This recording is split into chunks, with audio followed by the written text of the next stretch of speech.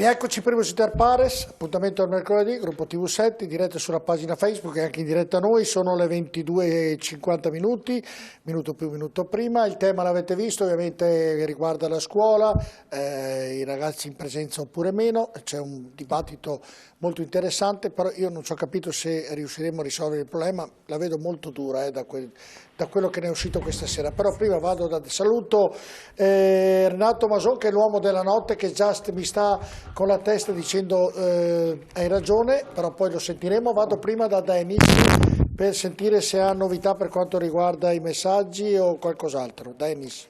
Sì, andiamo pure con altri 4 messaggi da parte allora dei nostri telespettatori che ci stanno scrivendo veramente in moltissimi. Il futuro è sempre più a distanza, lavoro, svago, socialità. Speriamo per la scuola non sia così, fiera di essere di mentalità vecchia, scuola in presenza.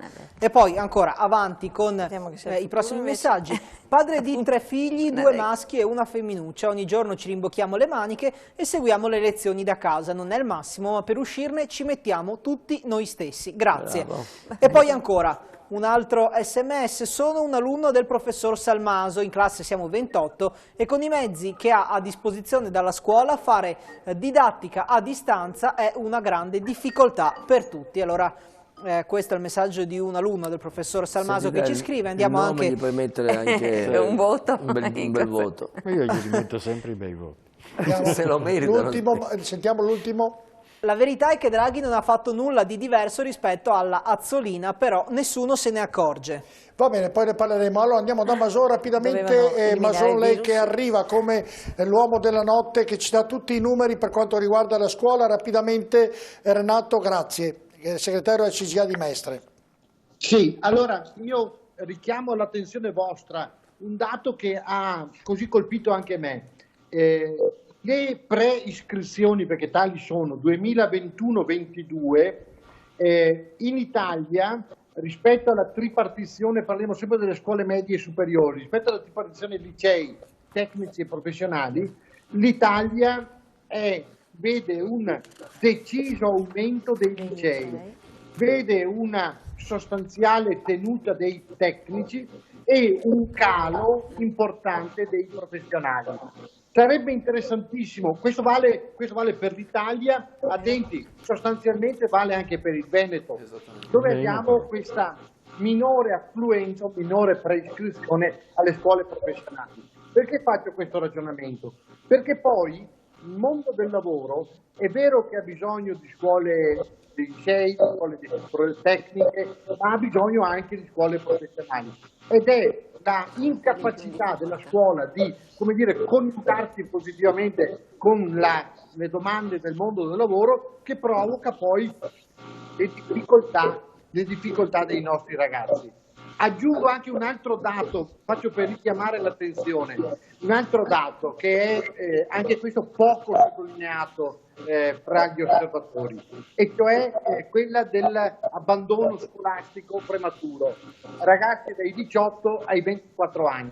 Guardate che è un numero decisamente importante, anche nel nostro Veneto è decisamente importante. Noi abbiamo circa su 8 milioni e 3 di studenti, di scolari e studenti complessivamente, su 8 milioni e 3 abbiamo 561.000 abbandoni prematuri degli studi. E guardate che il Veneto è la regione che ha meno come dire, abbandoni, ma viaggiamo intorno, dato 2018, purtroppo non c'è quello successivo, viaggiamo intorno ai 28.000 ragazzi nel Veneto che in maniera prematura abbandonano gli studi. Certo. Ecco, su questo mi piacerebbe trovare come dire, dei tavoli di riflessione. Andiamo subito alla Palumbo. Mason, questa sera nel collegamento mi sembra in discoteca lei, ballano tutte le luci, la vedo davvero in maniera anomala rispetto a tante altre volte. Chiedo alla regia se magari... perché ho sul telefonino purtroppo e non sul tablet come il solito. Ah, per quello la vedo in discoteca. Perché non sono molto tecnologicamente ma vuoi vedere che Mason è dentro una discoteca, ho detto. Sto scherzando ovviamente, vado dalla Palumbo e facciamo una riflessione sui dati che lei ha appena dato. Dottoressa Palumbo. Sì, sì, beh, intanto alcune precisazioni. Diciamo che il Veneto è la regione che registra comunque il maggior numero di iscritti all'istruzione tecnica e siamo la seconda regione per quanto riguarda gli iscritti all'istruzione professionale dopo l'Emilia-Romagna. Complessivamente nella nostra regione circa la metà, poco meno della metà, dei ragazzi che si iscrivono alle superiori si iscrivono a tecnici e professionali. Per darvi un paragone, nel Lazio ormai oltre il 70% dei ragazzi si iscrivono ai licei e ai professionali siamo intorno al 7-8%. Nel Veneto siamo un 20% ai professionali e oltre il 30%, pare 35% ai tecnici. Quindi la situazione è tiene ancora bene per quanto riguarda il complesso dell'istruzione tecnica e professionale rispetto alla licealità. Per quanto riguarda il vero dato preoccupante invece per il prossimo anno è un altro, cioè il calo complessivo degli studenti che sono iscritti non tanto alle scuole superiori ma alla scuola primaria. Abbiamo circa 7.000 alunni in meno, quindi sta arrivando fortemente anche in Veneto il calo della natalità che si registra anche nell'ambito delle famiglie diciamo straniere, immigrate, che sono meno numerose, che fanno meno figli anche loro. Guardi, quindi questo è un dato che si sta verificando da qualche anno anche in Veneto. Guardi, è una trasmissione, dottoressa Palumbo, che abbiamo fatto la settimana scorsa proprio su quello che lei ha detto poc'anzi, proprio sulla mancanza di natalità, e anche lì diventa un problema economico e anche un problema che abbiamo analizzato a 360 gradi, poi è intervenuto anche Masò con i dati della nascita in Veneto, e davvero è preoccupante, è un futuro dove davvero, se non cambierà il registro, davvero avremo pochi italiani nel giro di breve tempo, italiani nel senso che poi anche chi viene adesso, però nativi da genitori italiani, ed è un dato molto preoccupante. Pipitone, io da questa trasmissione, poi voglio sentire da Berti, mi sembra di intuire, di capire che non succederà mai più, almeno nel giro dei prossimi 4-5 anni, che si ritorni come prima di questa pandemia, cioè il ritorno a pieno ritmo in tutte le scuole, dall'università alle scuole primarie e ovviamente anche a quelle dove vanno i bambini prima di andare alle elementari. Cioè, davvero io la vedo molto dura sotto questo profilo. Lei? Dipende dal fatto se riusciremo a sconfiggere la pandemia, perché alla fine noi possiamo dire quello che vogliamo, direttore, guardi, perché noi facciamo sempre poi i conti senza l'oste. Draghi ha detto mi pare, l'altro ha detto forse, in Veneto siamo pronti, però se non c'è la certezza, se non c'è la sicurezza di poter vivere in tranquillità i prossimi mesi futuri, è evidente che sarà impossibile riprendere la vita normale. Prima vedevo Salmaso che diceva a pieno ritmo la vedo dura. No, guarda, io dico, lo dico anche da medico innanzitutto. Uno, abbiamo i vaccini, anche gli insegnanti sono più di 2 milioni, mi pare, in tutta Italia già vaccinati, se non ho capito male i dati, no, 2 milioni no. Sono parecchi. C'è una grande percentuale. Siamo 800.000. 800.000, scusa, ecco, quindi 1 milione. 800.000 insegnanti che hanno avuto la prima dose. Quanti, Palumbo? 68,7% ad oggi. Il numero circa il 70%. Giorno per giorno. Brava professoressa. E quanti sono nel numero? Perché la percentuale, non sapendo il numero, tanti telespettatori non sanno il numero, nemmeno io, dirle la verità, se lei me lo dice. Siamo circa 58.000. 58.000 da 800, stia calma, lei fa sempre i numeri. No, è il livello nazionale, 800 a livello nazionale. Diceva il livello nazionale, quindi non parlavo solo del Veneto. Quindi già abbiamo la sicurezza che gli insegnanti sono in sicurezza. Adesso tutta la classe medica è stata vaccinata. Non c'è più nessun medico nelle ultime settimane che è stato ricoverato né che è morto di Covid. L'abbattimento dei ricoveri, dei contagi e delle morti nelle RSA si è passati dal 18% al 3%, quindi è evidente che se il vaccino, voglio dire, ce lo facciamo, è evidente che questo non è un problema. Abbiamo altre armi adesso, per esempio. Perfetto, ma lei, se tutto va bene... Abbiamo anche altre cure importanti che sono arrivate, quindi vuol dire... Questo è quello che farà la differenza di poter tornare a scuola in sicurezza. Fermo lì che ho una telefonata, sentiamo che abbiamo in linea. Pronto, buonasera, buonanotte, meglio con chi parliamo? Sì, peggio non potrà andare. Pronto? Peggio no. No, peggio potrebbe andare. Pronto? Sì, pronto? Ecco, buonasera, con chi parliamo e da dove? Sì, Danilo da Loreggia. Prego, rapido sì. Danilo, grazie. Sì, seguivo la trasmissione, sì, il virus blocca anche la scuola, ma non solo, sta mandando a carta 48, un po' il tutto, diciamo. E si era partiti in una maniera, secondo me, corretta nell'affrontare questo problema che li aveva messo un po' in sicurezza, un po' anche per quanto riguarda il governo, i bar, ristoranti, tutto così.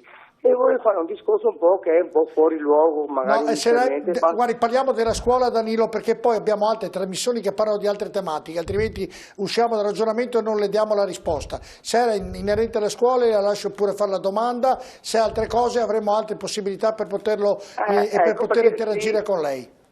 Sì, perché il titolo parlava anche la scuola, ma è anche l'intero contesto. Perfetto, dicevo solo, perché un esempio che era fuori luogo. Durante un'alluvione, ad esempio, succede che il governo hanno fatto per contenere le acque in vasi artificiali e naturali per contenere tutto ciò. E allora, uguale nell'alluvione Covid, ad esempio, hanno messo in sicurezza bar, ristoranti, eccetera, che sono come degli contenimenti di questa roba qua. Mi chiedo perché hanno deciso di chiudere bar, ristoranti e roba così. Sarebbe come un po' chiudere gli invasi nel contenimento delle acque. Un'alluvione chiamato Covid. Un po' Danilo, un po' diverso sono invaso da un bar.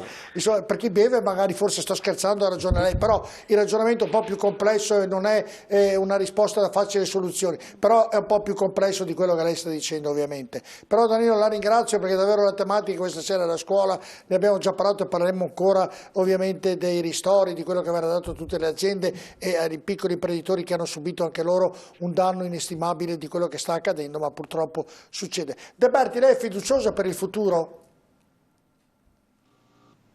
Allora, se non ci dotiamo di una buona dose di ottimismo, credo che gli effetti anche sullo stato d'animo delle persone il Covid l'abbia fatto, perché in questo anno ha tirato fuori il pessimismo che c'è in tutti noi, insomma non ne andrà data dritta una, e anche le informazioni dal mondo scientifico sono state tutte in una direzione e direzione contraria, dove diciamo la confusione nella testa della gente è ai massimi livelli. Sicuramente dobbiamo, come diceva prima il dottore, vaccinare la parte più a rischio, mettere in sicurezza tutte le persone più anziane, più sensibili e più fragili il prima possibile. E io sono dell'idea che dopo Pasqua bisogna cercare un po' di tornare alla normalità, le precauzioni per poter tenere lontano il virus ormai ci escono dalle orecchie, da tutte le parti, lo sappiamo, la mascherina, le distanze, la pulizia delle mani e cercare pian pianino di ritornare alla vita normale, imparando anche un po' a convivere con questo virus, affrontando, spero, la scia finale, il colpo di coda, diciamo, di questa pandemia, e poter ritornare veramente alla nostra vita quotidiana, sia con la scuola che con tutto il resto, attività produttive e tutto il contesto. Ecco, avete detto tutte parole sagge, parole che danno speranze. Domani mattina si alza la famiglia Enoch Soranzo che ha questo figlio e deve andare a lavorare, però non può andare a lavorare perché i bambini che devo accudirli, questi bambini dovrebbero andare a scuola, le scuole sono chiuse. Cosa dice a questa famiglia che deve andare a lavorare per mantenere la famiglia perché non ha possibilità se non va e non ha da chi dare accudire i bambini? Cosa gli diciamo? Perché il concetto poi breve è banale, però è questo, il fatto più importante è questo. Allora abbiamo parlato tutti bene, tutte belle parole, passerà, non passerà, nella scuola ci sta, tutte belle parole. Domani mattina la signora, una famiglia ha due bambini che vanno a scuola e non potranno andare a scuola perché è chiusa, e lei non potrà andare a lavorare perché ha questi due bambini, e se non va a lavorare non prende i soldi. Cosa gli diciamo? Questo è il mondo reale, ma non è domani mattina. Deve... Mi spieghi, era per domani mattina per chiedere cosa faremo, Enoch? C'è poco da fare, le amministrazioni, i sindaci, tutte le amministrazioni comunali, circa un anno che, come prima dicevo, e facevo notare la differenza tra chi fa programmazione e chi deve inseguire la mancata programmazione. Le amministrazioni comunali, i sindaci hanno vissuto una stagione dal 21 febbraio poi è diventato l'8 marzo e si sono abituati. Ma le sto rispondendo, direttore, se ha pazienza un attimo, io sono stato in silenzio. Pazienza, però vorrei dare la risposta ma a questa la risposta famiglia. È quella che le amministrazioni comunali fanno quello che possono per dare degli aiuti alle famiglie. Cosa possono fare? E si possono rivolgere a quelle strutture che fin dove possono, i comuni possono dare una mano, sui provvedimenti che noi stiamo facendo, ma che sono dei procedimenti che sono a rincorrere e che di fatto purtroppo sta ricadendo sulle famiglie la mancata programmazione, e questo non è che nessuna bacchetta magica risolve. Se poi lei mi chiede di chi è la responsabilità di una mancata programmazione, devo dire, ma non è proprio così, perché però il governo, però scusami, il governo con tutti i limiti che ha fatto i concedi parentali, ha dato i bonus su babysitter, ha dato, cercate di dare un minimo di aiuto alle famiglie. Ora, per carità, ho capito cosa lei dice. Se no sembra che siamo lei è stato amministratore ed amministratore, assessore in un comune. Cosa fa per una famiglia che ha queste problematiche? Da 20 giorni, un mese, ci sono tutta una serie di servizi che sono già attivi, ma non saranno mai sufficienti, perché di fatto le famiglie, quando venerdì scorso c'è stata la conferenza stampa del Presidente Zaia, tra venerdì e sabato tutti noi siamo stati assaliti perché tutti, dai commercianti agli insegnanti a tutta la parte della scuola, compreso le famiglie, sono andati in allarme. Perché? Perché il fatto di dare una comunicazione per tempo dà la possibilità a tutte le famiglie di programmarsi. Lo stesso avviene anche per le amministrazioni comunali. Questo diventa un problema enorme nel momento in cui arrivi in ritardo o fuori tempo. Non è che si riesce a intervenire la mattina alle 8 per le 8:30. Dopo, nelle strutture delle amministrazioni comunali, tutti i comuni, abbiamo delle reti che intervengono, però intervengono fino a un certo punto. Quello che fa Zaia è tutto perfetto, tutto quello che fanno gli altri. Io capisco. Ma per cortesia, però dai, ma non è proprio così. Io capisco. E qual è la risposta? Ognuno sta facendo il possibile. Ma io posso finire un ragionamento o perché si dice quello che si fa non va bene? No, fai quello che vuoi. Perché si dice che la decisione è arrivata sabato sera per lunedì mattina e nonostante... Sì, però la domanda... La risposta gliel'ho data, questa è non va bene. Non è colpa di la mia domanda è, noi diamo una risposta per cortesia, abbiamo l'assessore De Berti, abbiamo la Palumba, abbiamo le persone. La risposta è che domani mattina, che è già da un mese, 2 mesi, 3 mesi, la porto domani mattina per semplificare, c'è questa famiglia che ha i figli che non possono andare a scuola per i motivi che abbiamo già detto e ridetto, e lei non può andare a lavorare perché deve accudire i figli. Cosa facciamo con questa famiglia? Questa è la risposta, lasci stare poi il ritardo, che ha ragione lei, e il governo l'ha detto prima, ha ragione lei. Si può rivolgere, cosa fa? Si possono rivolgere ai comuni fin dove i comuni riescono a dare risposta. E cosa possono dare di risposta i comuni? Lei che ne può chiedere presso gli uffici comunali, delle strutture che possono indicare dei servizi di rete di famiglia, ma fino a un certo punto, perché non si può sostituire. Le famiglie ormai si sono anche abituate, auto-organizzate, e quando prima, mi scusi, si diceva che sono tornati i nonni. Noi stiamo facendo tornare i ragazzi dei nonni, quando i nonni non sono ancora vaccinati, e quindi rischiamo di nuovo, perché non si può sostituire la struttura scolastica dalla sera alla mattina. Le amministrazioni comunali stanno dando dei servizi e arrivano fino a dove possono arrivare. E poi c'è l'auto-organizzazione, cioè le famiglie si devono auto-organizzare come lo stanno facendo. Mi chiamano e mi dicono Piva Padova. Per la maggior parte hanno fatto così, è la verità. Scusi, direttore, mi lasci finire il ragionamento? No, perché io vorrei, mi scusi se mi arrabbio, io capisco, lei ha ragione nel ragionamento che fa, avete tutti ragione. Andiamo nel fatto semplice, banale. Domani mattina questa donna si alza e ci chiama in televisione, fai la trasmissione sulle scuole, io ho questo problema, mi aiutate a risolverlo? Io cerco di aiutare a risolverlo. Ho capito che è una cosa che viene detto la sera alla mattina, che ha sbagliato il governo, che ha sbagliato... No, guarda che le ho detto 2 volte la stessa cosa. Ci sono i comuni, gli ho detto 2 volte la stessa cosa. No, gli ho già detto 2 volte, scusi direttore, forse non sono stato capace a spiegarlo bene. cosa ha detto? Le ho appena detto che i comuni, fin dove possono... E dove possono? Fino a dove? Mi può spiegare? Ma dove possono? Nelle possibilità delle strutture che possono mettere a disposizione tra le reti di famiglia e tra i servizi che il comune può superire per dare una mano. Può fare un esempio del suo comune, per esempio? Ma ci sono le reti di famiglia dove ci sono famiglie che fanno il mutuo aiuto e si organizzano per chi magari non ha il turno e chi ce l'ha e si aiutano. Perfetto. Ci sono ragazzi che... ma quello che le ho detto si chiama reti di famiglia, io l'ho cercato di spiegare, però un concetto che io dico dove può arrivare è perché di fatto non è una novità che nell'ultimo decennio le famiglie si sono organizzate ed erano in difficoltà anche prima del Covid, per cui la gestione della famiglia era già in crisi. Nel momento in cui noi chiudiamo le scuole, e noi come Veneto abbiamo sempre detto che le scuole, per come il modello Veneto funziona, poteva essere gestito diversamente e che il governo ha fatto un'altra scelta, le stiamo dicendo che purtroppo crea dei disagi e le famiglie lo stanno vivendo. È tanto vero che queste reti di famiglia possono funzionare in un sistema integrato che il Veneto ha tra l'altro nelle radici e le amministrazioni ne sono i fautori, che se l'informazione si arriva per tempo, queste reti di famiglia si riescono a organizzare e fare il mutuo aiuto perché si riescono ad attivare. È un anno ormai che c'è questa storia. Ma lo so, ma la scelta di chiudere le scuole non è arrivata sabato sera per lunedì. Lei si immagini, scusi, una rete di famiglia che si...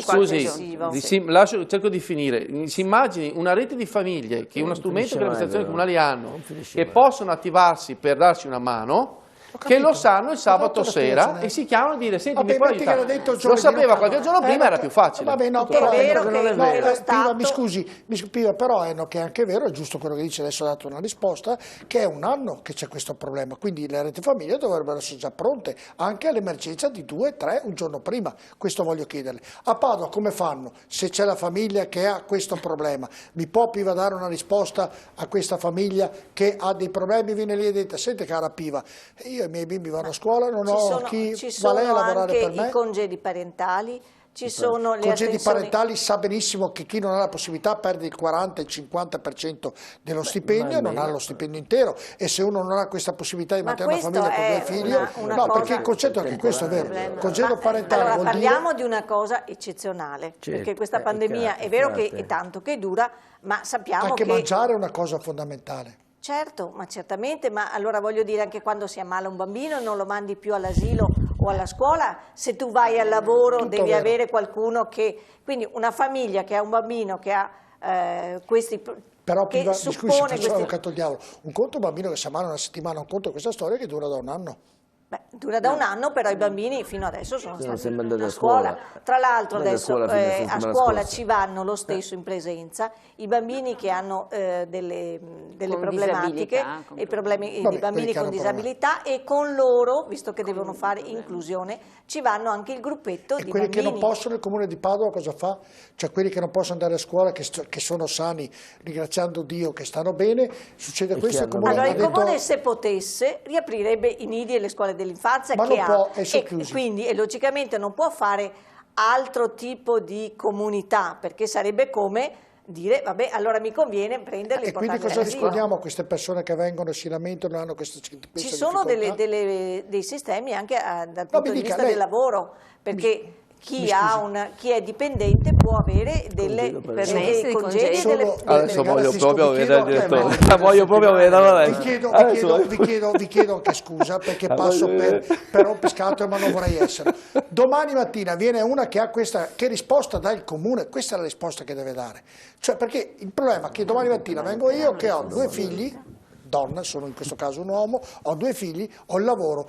Sono separata, no, ecco, va bene, ho 2 figli e ho il lavoro e io devo mantenere questi 2 bambini e se non vado a lavorare non li mantengo, prendo il congedo parentale, prendo metà, non mi basta pagare l'affitto, la storia persiste per molto tempo. Cosa dà il comune, cosa può fare per questa famiglia? Queste sono le cose che ci chiedono le persone. Queste sono le cose che ci chiedono Piva, perché se parliamo di tutte le cose belle... è una problematica aiutiamo a risolvere questa problematica. Che non è una problematica né colpa sua né di Enoch, però è colpa di questo maledetto vaccino. C'è questa problematica, questa famiglia è in difficoltà, che può andare anche sul ponte e buttarsi su. giù. Ci sono anche i bonus babysitter, per cui insomma questo potrebbe aiutare, il Comune potrebbe aiutare a chiedere, a fare la richiesta per appunto il bonus babysitter. Quanto è il bonus babysitter? Io questo non lo so adesso. 100 euro. È dello Stato, direttore, ma non ho capito, mi scusi, non per mettere in dubbio l'assessore. Lei sta chiedendo cosa fa la mattina, a me ha chiesto cosa fa la mattina e col bonus come fa? Il bonus babysitter è 100 euro alla settimana. Una babysitter prende in media e glielo darà quando arriverà il bonus. E prende 10 euro all'ora. Ma la mattina diceva no. Mi lasci terminare. No, mi metto nei panni. Perché avete parlato, parliamo tutti bene, Pipitone, mi scusi perché poi la gente mi chiede questo. Però scusa direttore, però io veramente non capisco questa. Allora, è evidente che ognuno si è già organizzato e cerca di organizzare. Scusa però direttore, c'è chi ha la possibilità di avere nonni, c'è chi ha altre soluzioni, c'è chi può prendere il congedo parentale, c'è chi può avere l'aiuto per le notte, c'è chi non ce la fa a andare nei servizi sociali per tempo, perché ormai si sa che la scuola non è che succede domani, lo sappiamo che la scuola almeno fino a Pasqua è chiusa, va bene? Domani mattina, dottor Pipitone, lei viene qui e le faccio vedere delle famiglie e vediamo se dà questa risposta. No, ma sto dicendo che lo so che è un problema, però e la stanchezza si accumula. Sto dicendo, direttore, siccome è una cosa che si sa non da ieri, da oggi, ma ormai da 10 giorni, ognuno si è già organizzato e si sta organizzando. Io penso che ogni comune, come diceva lui, come diceva l'assessore, sulla base delle disponibilità del comune cercherà di venire incontro a quelle famiglie, che non sono tutte, che in questo momento hanno bisogno di superare questi 10, 15, 20 giorni, spero che siano di meno. E allora, è evidente, diretto, ma poi c'è chi sarà che avrà... c'è l'arte purtroppo di arrangiarci. Allora siamo alla scusa però direttore, siccome le persone non sono stupide e lo capiscono, siamo in situazioni eccezionali e bisogna purtroppo avere risposte anche di emergenza ed eccezionali. Ma tutti lo capiamo, direttore. Tutte le piazze, ma tutti lo capiamo, direttore, ma scusa, però erano, ma io, tutto il mondo così. Pipitone ha ragione. L'Inghilterra hanno bloccato adesso. Lasci stare l'Inghilterra, Pipitone. Ha ragione Pipitone. Qua a luglio voglio dire. Sono andati in piazza Cittadella, in piazza Padova, in tutte le piazze, tutte le famiglie a protestare che non hanno risolto il problema come ha detto lei. Io non c'ho una famiglia, non c'ho anch'io 2 figli che, va bene che sono grandi, vanno all'università, bloccati a casa, che non possono frequentare l'università. Stiamo parlando che non li può mantenere, è diverso Pipitone. Ma sto dicendo, che non li può, non che sono grandi, che non li può mantenere. Direttore, sto dicendo oggi ci sono aiuti da parte dello Stato, va bene, congedi parentali, parziali, fino a 16 anni, in parte sono retribuiti, in parte no, ci sono dei contributi, c'è il contributo babysitter, ci sono aiuti del comune, ci sono varie tipologie di interventi che non sono ovviamente sostitutivi totalmente, diciamo che possono aiutare quelle famiglie che sono differenti. Io non ho bisogno per mia fortuna. De Berti, Masò, le scuote la testa, cosa deve dirci rapidamente? Più fatica a sopportare. Masò, cosa deve dirci? Che la gente non ce la fa più. Non ho ancora sentito, questo è il punto. Non ho ancora sentito una cosa importantissima, e cioè che c'è anche il contributo monopattini. I bambini piccoli non possono andare. Comunque è bravissimo, complimenti. È un problema reale il fatto che le persone sono stanche, hanno accumulato io chiedo scusa se mi sono un attimo Pipitone infervorato, è perché trasporto quello che ci dicono quello che ci dicono le mamme, le famiglie che dicono che hanno questo problema, perché sa poi Pipitone risolverlo qui. Quando lei domani mattina ha uno stipendio sicuro, va a lavorare, prende i suoi soldi, ha i figli grandi, il problema non ce l'ha. I figli ovviamente soffriranno perché mi lasci finire, i figli soffriranno perché rimangono a casa, però non gli manca la pagnotta. Ci sono invece famiglie che manca la pagnotta in virtù di quello che sta accadendo. E questo è il problema che dobbiamo analizzare noi e trovare il problema per risolverlo. Questo lo sappiamo che magari qua dentro siamo tutti De Berti, cosa dice la Regione? De Berti, la Regione in merito cosa dice? De Berti?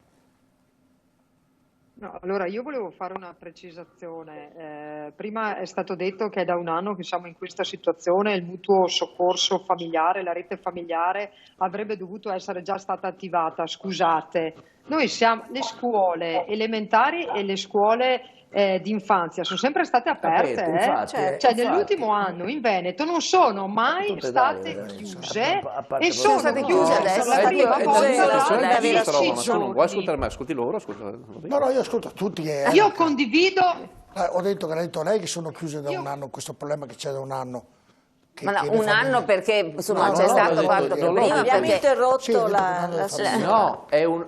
Forse aspetta, andiamo per ora, sta parlando l'assessore. La percezione è che prego assessore, scusi, qui ci stiamo inanimando tutti. Cioè, ma è giusto, scusate, ma era giusto per riportare la discussione sui giusti binari, concedetemelo da assessore ai trasporti, perché altrimenti parliamo come se la scuola fosse chiusa da un anno. Infatti, siamo tutti una massa di imbecilli che non ci siamo organizzati, nessuno ha dato risposte, le famiglie sono in stato di abbandono. Infatti. La scuola in Veneto è sempre stata aperta, ribadisco, scuola materna e scuola elementare è sempre stata aperta e anche le scuole medie tranne dei periodi dove sono stati chiusi alcuni anni, la terza forse o la seconda, adesso non ricordo bene. Siamo sempre stati gialli, perché in Veneto nell'ultimo anno siamo sempre stati gialli, la regione si è beccata anche un esposto in procura, perché c'è il comitato che ha fatto l'esposto in procura perché la regione del Veneto è sempre stata gialla. Quindi di fatto noi adesso siamo in un momento di difficoltà con le scuole, però tolte tutte le agevolazioni, chi può fare lo smart working, chi può i congedi parentali, il bonus babysitter, tolte tutte queste agevolazioni che vanno a risolvere determinate situazioni. Sicuramente se ci sono delle situazioni nell'ambito dei comuni che vanno fuori da tutte queste possibilità, possono, come diceva prima il collega Soranzo, rivolgersi ai servizi sociali del comune e per quelle famiglie verranno individuate delle risposte straordinarie. Cioè, dopo l'aiuto tra famiglie, tra genitori, insomma, i bambini piccoli li abbiamo avuti tutti, i bambini che si ammalavano. Io quando avevo i bambini alla scuola materna li ho avuti più a casa che a scuola e dovevo impazzire tra il lavoro e io ho avuto 2 gemelli, quindi mi dovevo gestire con 2 bambini piccoli, come tante altre famiglie, ma la capacità delle mamme e dei genitori di riuscire a gestirsi è molto più forte di quello che voi pensate. Poi ci sono delle situazioni eccezionali che vanno fuori da tutte le opportunità che una famiglia normale è, e allora in questo caso i servizi sociali entrano in campo, gli amministratori, il sindaco, per dare una mano. Però non descriverei che la situazione è per la maggior parte disastrosa. Ci sono delle situazioni di difficoltà che vanno aiutate con tutti i mezzi disponibili. Perfetto. Però stiamo parlando, siamo a mercoledì e l'asilo e la scuola primaria è chiusa da 10 giorni. Poi siamo tutti d'accordo che dopo Pasqua la scuola materna e la scuola elementare devono riaprire perché la DAD alle elementari è contro natura. Dipende, ha detto prima non aggiungo altro. Sì, ha detto, condivido. Sì, anche in zona rossa sia di speriamo aprire di speriamo, certo. Maso voleva intervenire e anche la Palumbo se vuole intervenire ovviamente che altrimenti Maso dicevo che bisognerebbe la stessa, come dire, apprensione, la stessa foga con cui stiamo parlando di alcuni casi, tanti, non pochi, ma non tantissimi, di alcuni casi, dovremmo metterla per chiedere che veramente da martedì dopo Pasquetta, martedì 6, le scuole elementari e gli asili riaprano. Su questo dobbiamo mettere tutta la nostra forza e tutta la nostra determinazione. Siamo d'accordo Palumbo su questo. Mi sembra poi vengo dalla mi sfugge anche il nome della Piva, chiedo scusa.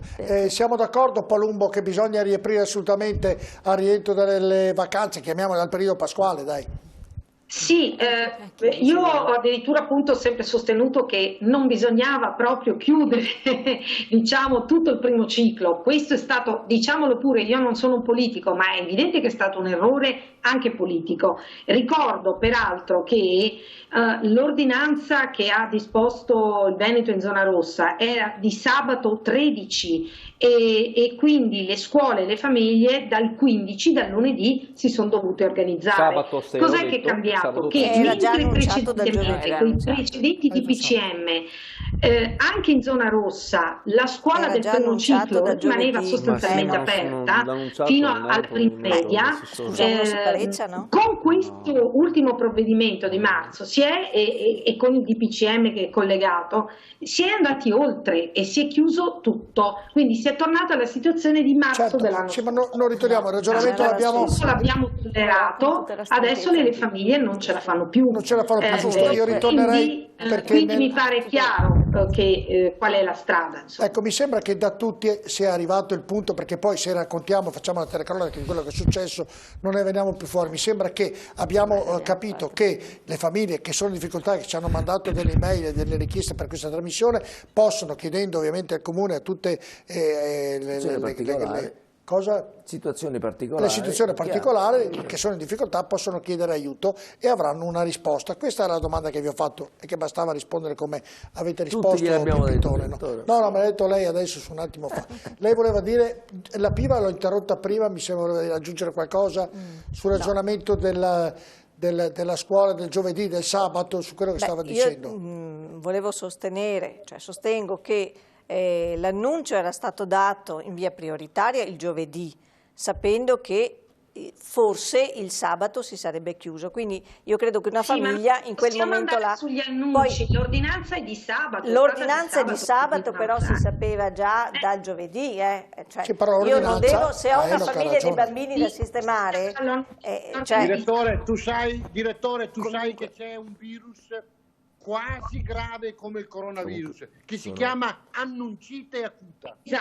Esatto. Bene, annuncite acuta.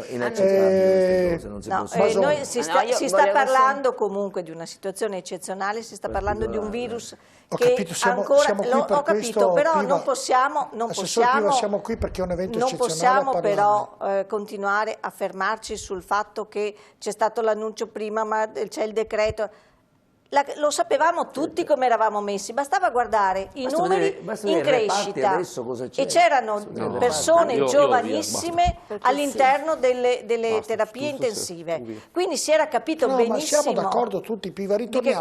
La gravità del virus la conosciamo tutti, vengono fatte queste trasmissioni ovviamente allargando il consenso alla gente che ascolta per risolvere il problema e per migliorare quello che sta facendo la politica italiana. Mi auguro che in tante trasmissioni, televisioni locali soprattutto, vengano fatti questi ragionamenti che siano d'aiuto, perché oggi abbiamo in questa trasmissione, come in tante altre, persone importanti, perché abbiamo la De Berti, abbiamo la Palumbo, abbiamo Enoch, abbiamo Pipitone, che possono interagire con la massima espressione politica, diano un contributo per migliorare l'Italia sotto questo profilo, credo sanitario, profilo della scuola, che sono le due cose più importanti per mandare avanti un paese. È retorica, mi sembra di raccontare la storia che poi di fare la campagna elettorale che non voglio fare. Solo dire, sembra anche una banalità, ma appunto le persone sono stanche, non ce la fanno più, come diceva prima anche la dottoressa Palumbo, e quando dico le persone intendo dire i genitori, che necessariamente quando sono a casa i bambini dell'elementare, della primaria, devono intervenire per aiutarli ad entrare in piattaforma, insomma fare certe operazioni, oltre che a lavorare se sono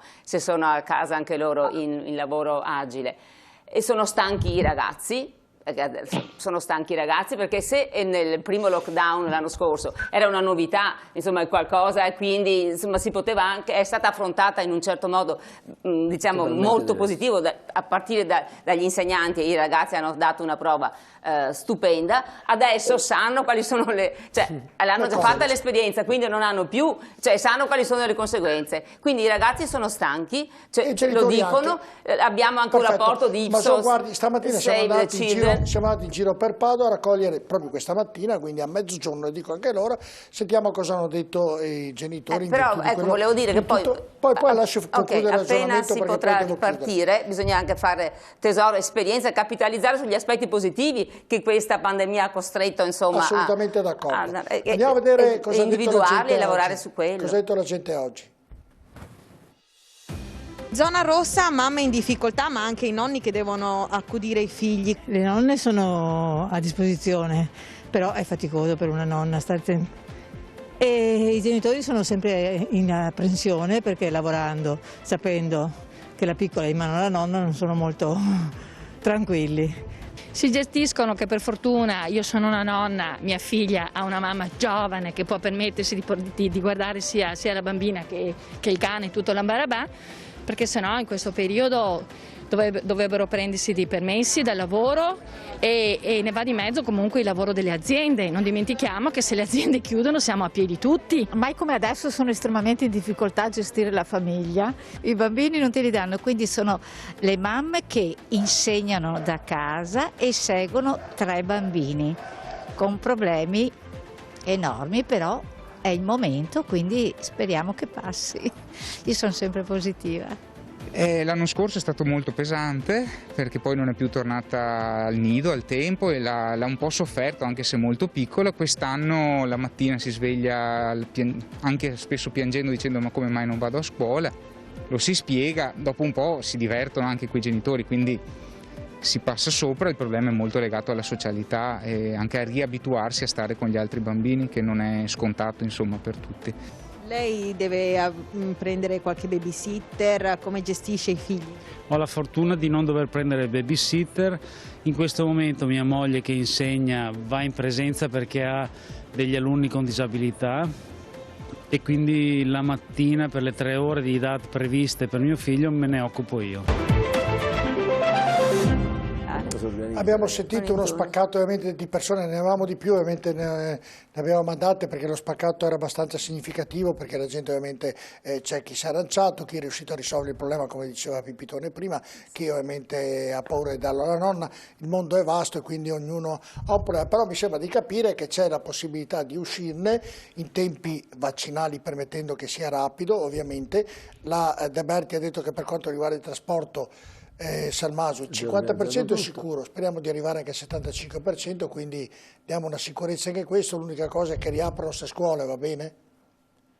Sì, va bene, anche se, ripeto, io penso che passato un anno, tutte le cose che la pandemia ha sottolineato, per quello che riguarda il mondo della scuola, non abbiano avuto un passo avanti.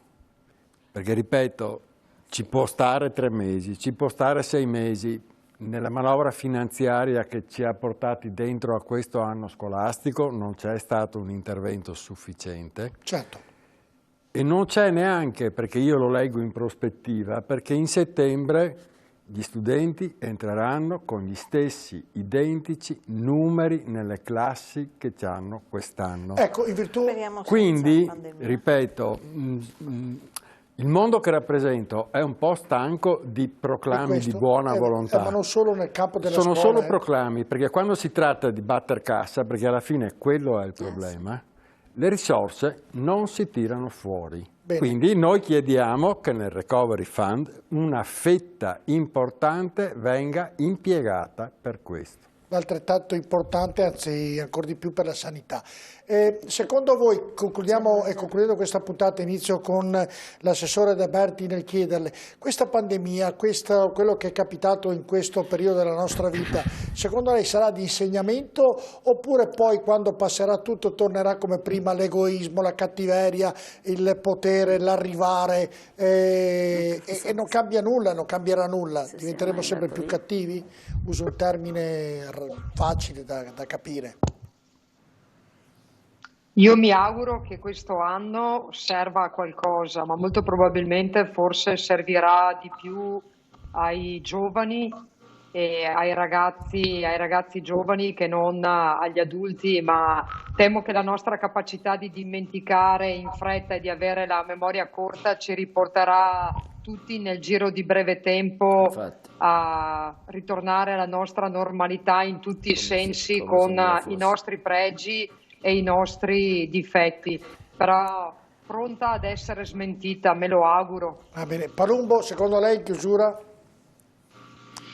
Ma io vorrei però buttarla sul fronte della scuola. Penso che sul fronte della scuola quello che rimarrà di positivo è comunque l'uso delle tecnologie che si integreranno comunque con la didattica in presenza. Questo è un portato positivo.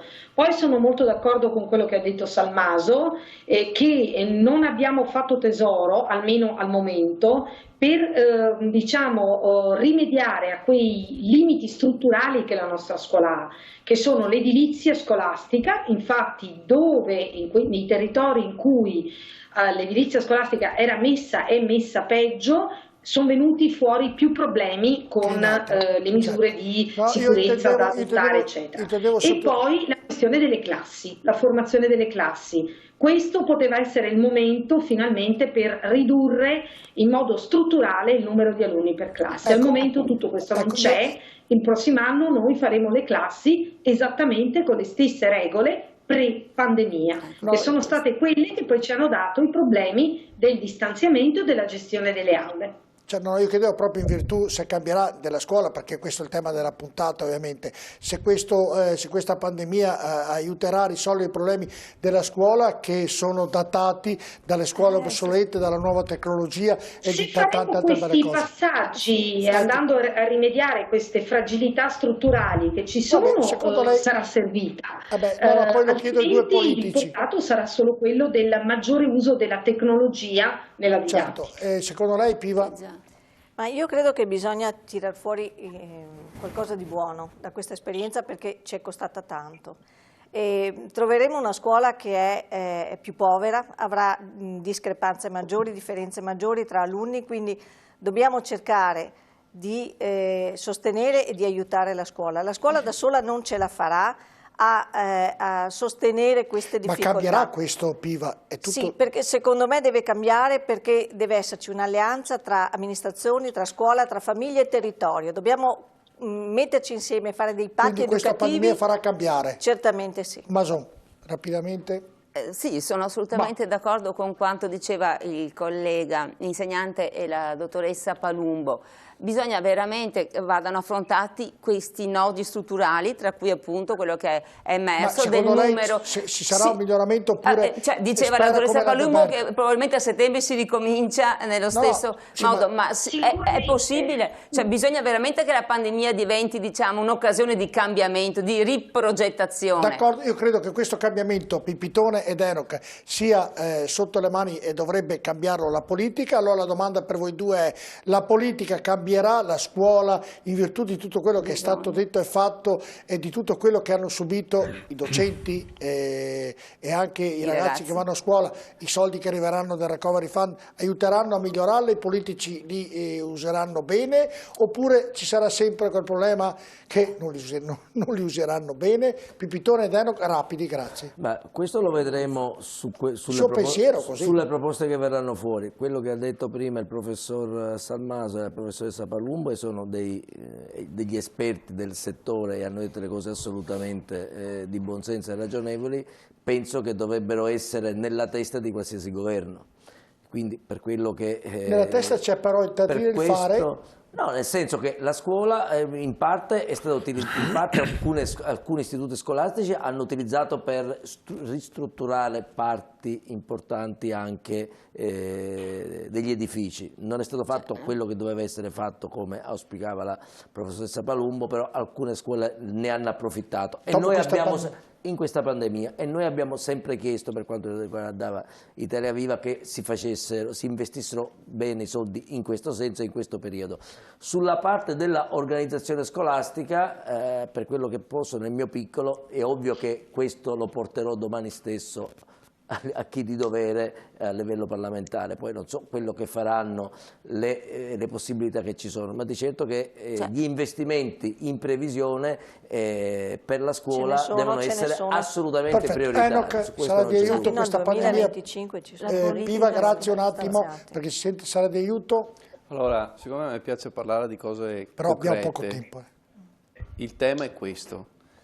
Il Recovery Plan è formato da finanziamenti per investimenti e in parte corrente. Solo una piccola parte è discrezionale, e quello che la dottoressa Palumbo prima diceva in modo molto concreto è: da qui a settembre noi ci troveremo con la stessa situazione. Noi come anche Regione abbiamo già trasmesso la necessità che una parte di quelle risorse del recovery plan vada sulla spesa corrente. Perché spesa corrente? Perché non è che noi costruiamo gli ampliamenti delle scuole in 10 mesi, forse in 10 mesi siamo capaci di fare una programmazione pluriennale.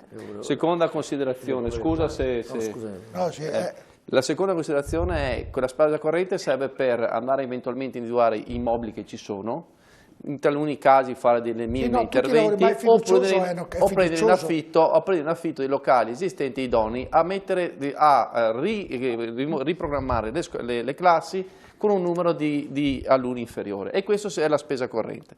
Dall'altro lato ci sono le spese infrastrutturali, dove ci sono tanti soldi, ma che oggi, diciamoloci fino a tutto, noi abbiamo licenziato dentro le commissioni e in Consiglio regionale martedì scorso quelle che sono le linee che verranno trasmesse dalla Giunta, e la Giunta adesso le trasmetterà poi a Roma entro quel mese di aprile, del Recovery Fund. Okay? Quindi sono le linee guida. Ad oggi noi non abbiamo una programmazione chiara e le linee guida sono state cambiate da gennaio a febbraio con l'innesto del nuovo governo.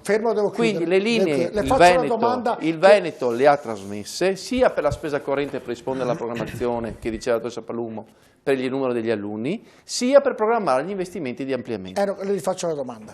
Lei, tutto quello che ha detto, che sapevamo che lei ha detto giustamente e ha specificato giustamente, secondo lei è fiducioso che questi soldi verranno usati bene dalla politica italiana per quanto riguarda la scuola, oppure ha dei dubbi? Questa è la domanda. Vuole una risposta da politico o una risposta da amministratore? Io da Fratelli d'Italia, da persona seria, quelle conosco lei. Ecco, io dico, noi la nostra parte la stiamo facendo, la sta facendo il Veneto e la stiamo facendo anche a Roma. Perché grazie, io vi chiedo gentilmente, perché altrimenti si sente disturbato. All'interno, ho detto qualcosa non va.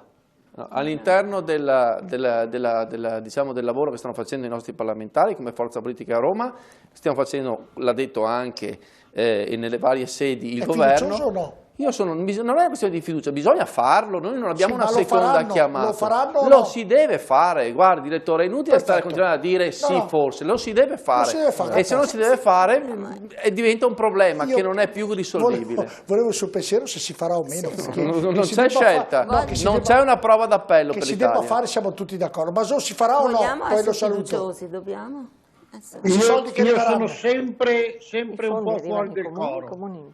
Temo che questa larghissima maggioranza serva solo a transitare fino a dopo l'elezione del Presidente della Repubblica. Di tutto il resto, domanda, si farà o no Mason? Di tutto, altro che le fragilità strutturali della scuola. Ma si faranno o no? Per dire una cosa che non dico alla dottoressa Palumbo perché ho rispetto. Mason, mamma mia che fatica. Ma quando? Mason, le rifaccio la domanda, Mason, le rifaccio la domanda, mi mettete su difficoltà su una domanda semplice. Secondo lei questa pandemia aiuterà la politica a fare le cose fatte per bene? Fa bene alla fine però. No. No, perfetto, questa è la risposta. Va bene, allora ringrazio Mason, grazie di essere stato con noi. È voluto concludere con questo no. Ringrazio Mason, grazie Mason di essere stato con noi. Ringrazio il vicepresidente della provincia della regione Veneto, scusate, Elisa De Berti, grazie della sua disponibilità, davvero molto gentile. Grazie anche alla dottoressa Carmela Palumbo di essere stata con noi in tutta la trasmissione, è stata davvero di un'utilità incredibile. Grazie davvero. Grazie Enoch Soranzo. Grazie a voi, buona serata a tutti. Dennis di là l'ha cronometrato il tempo, ha detto quello che ha parlato più tutti è stato Enoch Soranzo. Voglio vedere i dati. Se lo prende il tempo. Questa volta il direttore non avrà ragione. Enoch, non avrà ragione. La finanziaria licenziata nel 2020 prevede diverse disponibilità finanziarie per le ristrutturazioni degli edifici scolastici e non sono pochi. Per me è spendere i soldi. Cioè, io ho speso 12 milioni nelle ristrutturazioni e nelle costruzioni devo chiudere, se no parlate voi due, io devo chiudere. Io sono in ascolto, non sto parlando. Ringrazio anche Lucia Mason, grazie dottoressa Lucia Mason di essere stata con noi, grazie anche a Cristina Piva, grazie a Antonino Pivitone e grazie anche a Carlo Salmaso e a tutti i collegati. Grazie davvero, siete stati molto gentili e spero, mi auguro, di aiuto anche per i nostri telespettatori. Grazie anche a Dennis della redazione. Grazie, una buona serata anche da parte mia. E ovviamente ci scusiamo con tutti coloro che non hanno potuto vedere i loro messaggi perché ne sono arrivati, vi diceva Dennis, moltissimi. Vi do appuntamento domani 12:15, l'appuntamento è con la protezione civile di Marghera, dove ci sarà il Presidente del Ragionamento, ci darà i purtroppo i dati giornalieri del Covid, e poi domani saremo anche a Venezia perché sono 1600 anni che è stata fondata Venezia, per cui domani tratteremo con molta attenzione anche questa problematica, e domani anche Giotto, mi sembra 700 anni, anche di lui. Domani c'è davvero molto da ragionare, però la cosa più importante, speriamo che termini questo periodo davvero bruttissimo. Buonanotte a tutti. Grazie, buonanotte.